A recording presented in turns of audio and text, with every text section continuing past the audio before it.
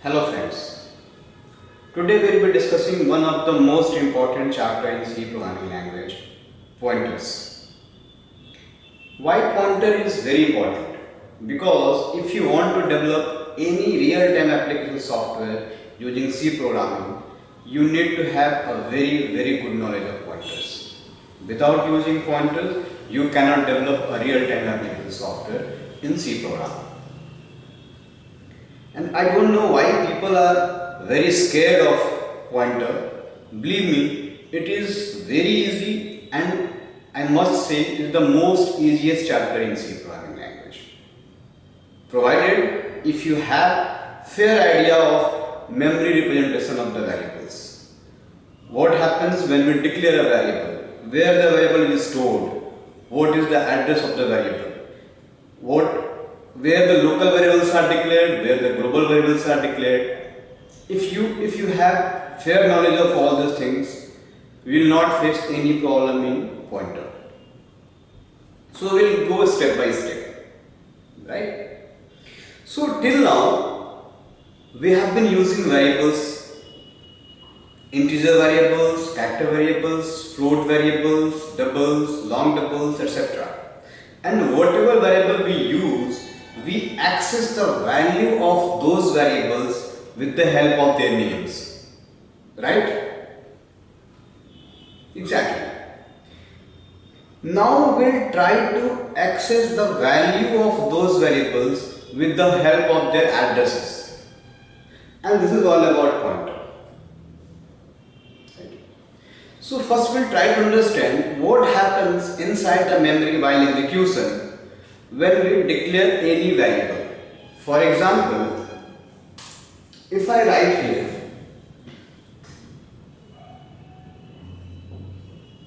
int a is equal to 10, if I write here int b is equal to 20, what happens inside the memory? When we'll execute this program, this variables will occupy some memory in our system. Which memory I am talking about? This will be declared in the RAM. Every program, when we execute it will occupy some memory, right? So these variables will be declared in that memory only, right? So for your understanding, let me draw an image of memory. Suppose this is our memory which has been assigned by computer for executing this particular blocks, for using this particular program. So some portion of your RAM, random access memory, will be assigned for executing your program. Suppose this area has been assigned for executing this program. So when we will compile this program, int a is equal to 10, what will be happen? This a will occupy how much space in the memory? Normally integer occupies 2 bytes space in the memory, right? So this a will be stored somewhere in the memory and it will occupy 2 bytes and 10 will be assigned over there, right? So this I have divided this memory. Suppose each cell is of 1 byte, means this each cell is of 1 byte, and suppose the starting address of this cell is again a hypothetical any random number. Suppose this is 100, the starting address, this is 100. And I told you that I have considered each cell of 1 byte. This will be 101, right? This will be 102, 103 and so on, right? Again, starting address. It could be any number. Suppose the starting address of this is 500. This would be 500, then 501, 502, 503 and so on. Right. So it's a huge memory space, consider. So when I declare int a is equal to 10, it will occupy 2 bytes anywhere in the memory. Suppose this area it has occupied. 2 bytes means which, how many, say these 2 cells. These 2 cells we have reserved for A. Let's make it A. The name of the variable is A and the content is 10. This 2 byte and after merge it has become 1 byte, so this is 10. And this must have got some starting address. Suppose this is starting address of A is 503 or 502, maybe any random number. So 3 things are associated with this variable, right? Those 3 things are, suppose I will take this out, A, 10 and 502. So whenever we declare a variable, these 3 things are associated with that variables: name of the variable, content of the variable and address of the variable. Right? Same thing will be happen in the case of B. Now you tell me, B will again occupy some space of 2 bytes. Suppose this space will be occupied by B. So if this is 502 starting address, so it has got how many bytes? 2 bytes. So 502 and 503 is already occupied by A. I have left 1 byte, means 504. Now the address of B will be what? 506, something like this. This is B 20506. Again I am telling you, this is just any random number that I have taken. Suppose this is 50.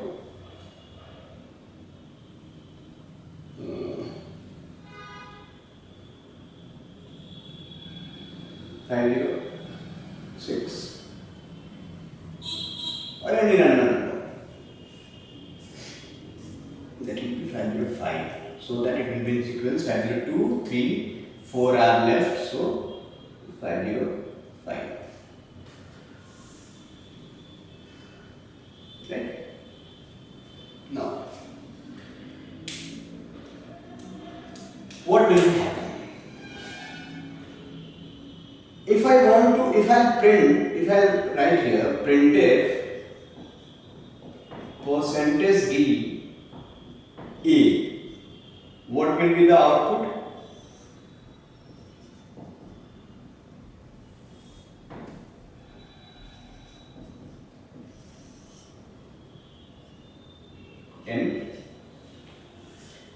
And you know how to get the address. If I write here printf %d %a, it will give the address of A. And what is the address of A? 502. Right? Address of A is 502. Right? Same. If I write here printf %d B, what will be the output? 20. If I write here printf %d %b, what will be the output? 505. Because ampersand gives the address of that variable. You all know that ampersand operator is used to retrieve the address of any variable. Now if I have address of A, so can I access this value 10 with the help of that address? If we could access this 10 with the help of address of A, then there the role of pointers come. the role of pointer comes into the picture. If I want to access this A with the help of 502, not with the help of A. Let me tell you an example. Suppose there are 4 students of same name in my batch. The name of all those students are, say, Ram. So if I have two options to communicate with them. First, either I can call him by name or I can call him by roll number. So if I want to be very specific, I will call him by roll number. So it's all the same. Either I call him by the roll number or I call him by Ram, by name. So if only one Ram is there, he will come to me. If there are more than one Ram are there, then there will be an ambiguity. Right. So we will not discuss what is that ambiguity. That we will discuss in the next session, in a later session. So now I want to access this 10 with the help of 502, and what are the ways out? Very simple. If I write here printf %d %a, it will give what? The address of A, that is 502. Now I want to print the value which is at this address. This is what? 502 %a. Now I want to print the value which is located at this address. Just put an asterisk sign, and now the output will be 10. So two important operators in pointer: ampersand, which gives the address of any variable, and asterisk sign, which, be very careful, listen to me, asterisk sign gives the value present at the given address. So whatever address is there, the value which is present at that address will be printed, right? But that should be a valid address. I am telling you, that should be a valid address, right? So you understood two things, and as what is the meaning of asterisk symbol and what is the meaning of ampersand sign. You learned about these two operators. Now, if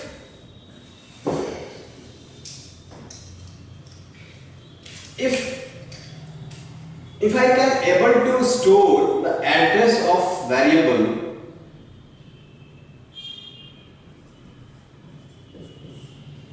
in any other variable,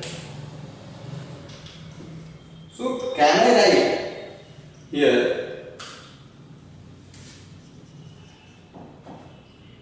int d is equal to ampersand b? Is it okay? Yes. Why can't I write? Integer variable can store the address of another integer variable. There is no problem at all. Now, can I write printf d %d? What will be printed? Will it print the address of b? Yes, it will print the address of b, that is 505. Now, so just now I told you, if there is an address and put an asterisk sign before that, it will give the value. So will it be okay if I write here printf %d with an asterisk sign, printf %d and with an asterisk sign d? So will it print the value of b? No. This will show an error, invalid indirection. And now there is a story behind that. Why it will display an error, invalid indirection? Because see, B is holding, sorry, D is holding the address of B. So there is no problem holding address of another variable. But holding the address does not ensure that you can reach up to that variable. You can access the value of that variable. For example, suppose I have contact number of American President, Mr. Barack Obama. So can I store his number in my contacts? Yes, there is no problem at all. But can I reach him? Will he respond to my call? Can I call him up?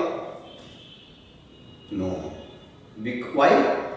Because having address does not ensure me, or having contact number of the American President does not ensure me that he'll talk to me. But who can talk to him? Our President, our Prime Minister, he can talk to him directly. Why? Because he has such authority. He is our Prime Minister. We have given him such powers. We. When I say we, means we, the people of India, have given him mandate. We have chosen him as a Prime Minister of our country. So, person with that stature can call him up. So, just try to understand. Just holding an address or contact number will not guarantee to access the value. Just like just having the contact number or address of the Barack Obama is not a guarantee to reach him. But if I have his number and I have that power as well, then I can talk to him. So in order to reach, though D is having the address of B, but it cannot reach its value. In order to give it some power, some extra power, so that it can reach the address, it can hold the address of B and it can access the value of B as well, we need to empower it. We need to give it some extra power. And what is that extra power? Pointer.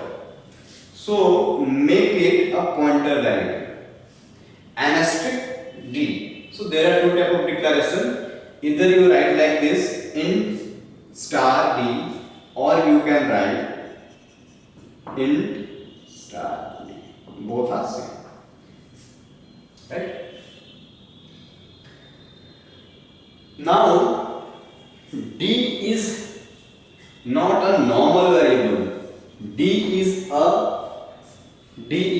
an integer pointer which is having the address of B. Right?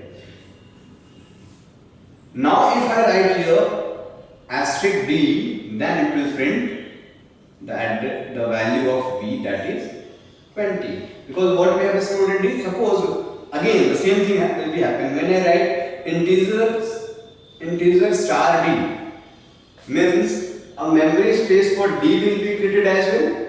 Suppose this is any variable 600, address of the 605, and what we have assigned over here, I am %B, and then %B means what? 505. So now B, the value of D, the content of D is 505, the address of D is 605, and D is the D.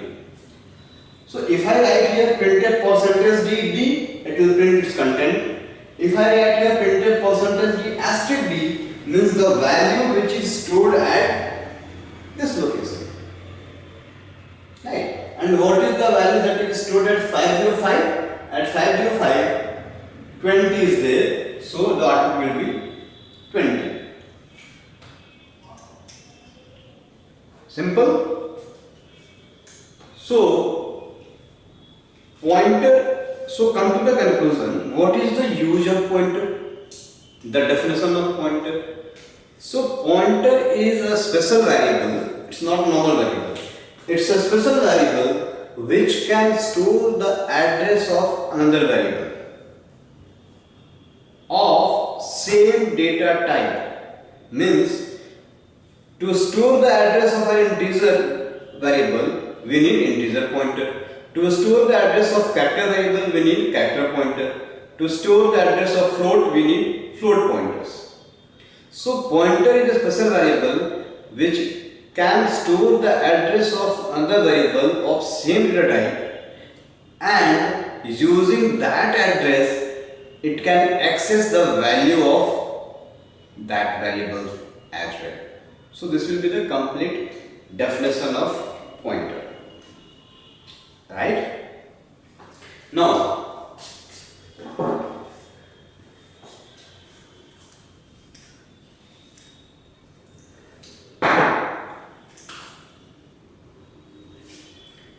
tell me what will be happen if I write here star limit. If I write here star d is equal to star d plus 10. D is having what? D is having the address of B 505. Means star D means what? This 20 is equal to D plus 10. Star D plus 10 means this will be 20 plus 10 and it will be stored where? Star D means D is having what? D is what? 505. Star means the value which is at 505. What is this? 20. Now this 20 will be replaced by what? 20 plus 10. It becomes 30. Right? So now if I print here printf percentage d b, it's not d, b, then what we did? Using the address we changed its value. Using the address of b we changed its value and we increased it by 10. Now the value of b becomes 30. Right? So in the next session we will discuss different arithmetic operations on pointers. Thanks for watching.